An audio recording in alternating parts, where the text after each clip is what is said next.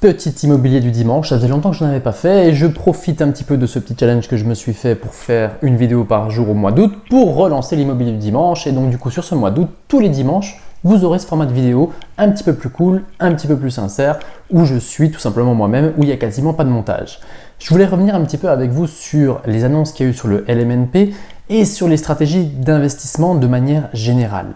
Ce que j'aime bien à penser, c'est que le LMNP, ça faisait des années que c'était une super niche, entre guillemets, et tout le monde s'est mis dedans de 2015 jusqu'à aujourd'hui, tout simplement parce que les revenus fonciers, lorsqu'il n'y a pas de travaux, lorsque c'est mal compris, c'est une niche qui est tout simplement beaucoup trop chère. Et donc du coup, effectivement, lorsqu'on avait en comparaison les revenus fonciers d'un côté et le revenu LMNP BIC de l'autre côté, évidemment que tous les investisseurs débutants sont allés se mettre dans la niche du LMNP, tout simplement parce qu'avec la diffusion de l'information et aussi avec le nombre de formations et de formateurs qu'il y a eu sur Internet, évidemment que tout le monde est allé dedans et aujourd'hui cette niche explose. Et c'est vrai qu'elle avait un petit peu les avantages des particuliers avec les avantages des professionnels et il était évident que cette niche allait péter. De toute façon, ça fait maintenant, je sais pas moi, peut-être 5 ou 6 ans que tous les ans il y a un petit coup de raponce et je pense que le dernier coup de raponce c'est vraiment cette année et qu'à partir de l'an prochain, il n'y aura absolument plus aucun intérêt, si ce n'est des cas très particuliers, à se lancer dans du LMNP. La semaine qui va arriver, je vais faire quand même une vidéo assez sérieuse sur le LMP pour que beaucoup de gens comprennent que c'est quand même très avantageux et que ce qui fait peur en général sur le LMP, si vous voulez, c'est que c'est la plus-value des professionnels qui est appliquée, mais dans de nombreux cas, vous avez une exonération. On a une plus-value court terme et une plus-value long terme sur le LMP. Donc du coup, il y a vraiment des choses à maîtriser. Ce que je veux dire de manière générale, c'est que les investisseurs immobiliers, pour pouvoir performer demain, voire même aujourd'hui dans le monde dans lequel on va évoluer, il va falloir rapidement passer à des stratégies en entreprise, des stratégies à l'IS, des stratégies avec association pour être à nouveau efficaces. Et de manière générale, en termes de fiscalité, il va falloir être très renseigné pour pouvoir viabiliser ces opérations. Évidemment qu'on va avoir des marchés qui vont de plus en plus dévisser et aussi on a beaucoup de produits d'investissement, notamment dans les petites villes, qui vont continuer à dévisser. Donc ce qui va y avoir d'important sur les prochaines années, ça va bel et bien être la stratégie et surtout et aussi tout ce qui va être connaissance sur la fiscalité, le juridique et surtout le comptable. Et c'est pour ça que je trouvais que cette niche du LMNP était vraiment bien parce que pour tous les gens comme moi qui ont commencé l'investissement immobilier en 2015, moi je suis LMNP depuis 2017 et évidemment que j'ai changé depuis parce que j'avais bien compris les avantages qu'on avait sur le meublé professionnel. Eh bien la grande différence c'est qu'en fait on a les stratégies entre guillemets de flux et les stratégies de stock. Une stratégie de flux, c'est tout simplement combien est-ce que mon investissement me rapporte. Ce sont des stratégies débutants et le statut LMNP, pour revenir un petit peu à mon sujet de base, c'est que ça permettait d'être au réel et donc du coup de commencer à comprendre comment fonctionnait une comptabilité. Parce qu'effectivement, lorsque vous faisiez du LMNP, vous étiez obligé de tenir une comptabilité en bonne et due forme.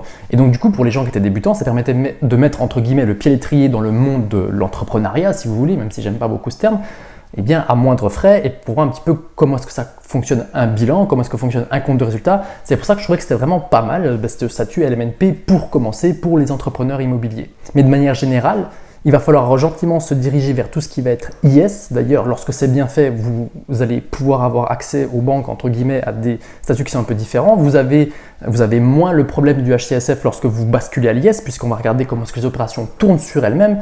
Donc du coup, c'est vraiment ça qui va être important. Ça veut dire tout ce qui va être fiscal, tout ce qui va être juridique. Est-ce que j'ai le droit, est-ce que j'ai pas le droit de le faire ?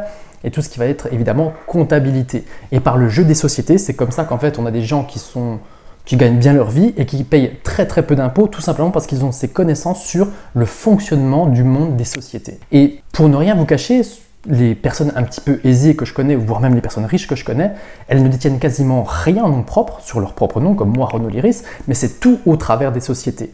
D'ailleurs, moi, sur toutes mes stratégies un peu plus récentes, c'est pas compliqué, si vous voulez, j'enclave toutes mes opérations dans des structures pour éviter justement la fiscalité. Et c'est comme ça qu'en fait, on fait pour avoir des fiscalités très très faibles lors des exploitations, mais par contre sur ces stratégies-là, c'est bel et bien lors des sorties, lors des reventes que, entre guillemets, tout l'avantage fiscal que vous aviez gagné lors de votre exploitation, vous le perdez à la sortie. Et encore, si c'est fait correctement avec les bons montages financiers, en réalité, vous pouvez même là optimiser très fortement votre fiscalité. C'est pour ça que j'aime bien dire que la France, c'est un pays qui est un enfer fiscal pour les particuliers et un paradis fiscal pour les entreprises dans la mesure où vous savez comment ça marche et si vous arrivez à faire de bonnes opérations. Quoi qu'il en soit, sur le monde de l'immobilier, il faut toujours faire en sorte que votre opération tourne sur elle-même. Et ces opérations qui tournent sur elles-mêmes sont plus dures à trouver tout simplement par la hausse des taux. Donc du coup, effectivement, pour avoir des rentabilités, il faut, entre guillemets, un petit peu compenser par les apports. Mais votre talent d'entrepreneur de pouvoir négocier un produit, de pouvoir comprendre un marché, de pouvoir comprendre une fiscalité, si vous avez ces connaissances-là et que vous voulez vous lancer dans l'investissement immobilier, vous n'aurez pas spécialement de problème. Mais c'est effectivement tous les investisseurs entre guillemets d'opportunité qui ne veulent pas trop se prendre la tête, qui restent sur des statuts entre guillemets particuliers, qui eux vont être fortement mis à mal et on va avoir beaucoup d'investisseurs, vous allez voir, qui vont devoir arbitrer leur patrimoine en catastrophe justement à cause de ce fameux LMNP qui est en train juste d'exploser. Là où je veux en venir dans cette vidéo, c'est qu'il va falloir se professionnaliser et qu'il va falloir entre guillemets aspirer les connaissances parce que toutes les personnes qui vont y aller un petit peu la fleur au fusil vont prendre des corrections quand même assez conséquentes et c'est un petit peu ça qui est en train de se passer. C'est un peu comme dans le monde anglo-saxon, c'est un peu comme aux États-Unis ou comme en Angleterre. Les petits investisseurs particuliers, il va y en avoir de moins en moins. D'ailleurs, c'est bien ça que l'État est en train de taper.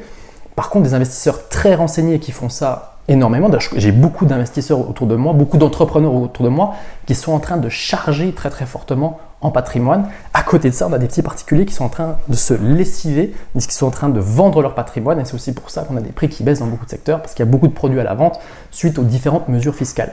Donc vous voyez simplement ce qui est en train de se faire, c'est qu'on a juste un transfert de richesse qui se fait de manière encore plus forte des classes moyennes vers les personnes les plus riches, les plus renseignées, les plus habituées au monde du risque et au monde de l'immobilier. C'est un petit peu triste, c'est un petit peu injuste, mais ça encore une fois, c'est l'État qui a mis ça en place. Et donc du coup, ce que j'ai envie de vous dire, le dernier point, c'est qu'on remarque quand même que sur les différentes années, la fiscalité des particulier a une sale tendance à augmenter. Et d'ailleurs, vous avez pu voir que sur les derniers programmes, d'ailleurs même si on reprend par exemple le programme de gauche au niveau des législatives, vous voyez qu'il y avait des tranches d'imposition qui n'étaient pas possibles jusqu'à monter à 90%. Mais même si c'est la gauche qui le propose, en réalité, tous les partis veulent des augmentations d'impôts entre guillemets. Mais en revanche, vous aurez remarqué également que sur les différents programmes, on ne touche pas beaucoup aux grosses entreprises ou même aux entreprises de manière générale, la fiscalité reste la même. Donc c'est pour ça que dans la mesure où vous avez déjà un gros salaire, où vous êtes déjà entrepreneur, où vous êtes déjà en profession libérale et vous gagnez bien votre vie, essayez de faire un bel écran entre vous et votre patrimoine.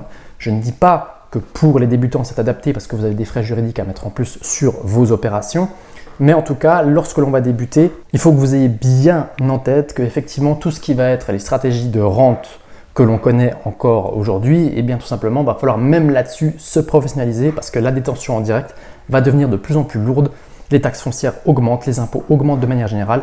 Donc en gros, il va falloir vraiment se professionnaliser en termes de connaissances, encore une fois, sur le comptable, le juridique et le fiscal.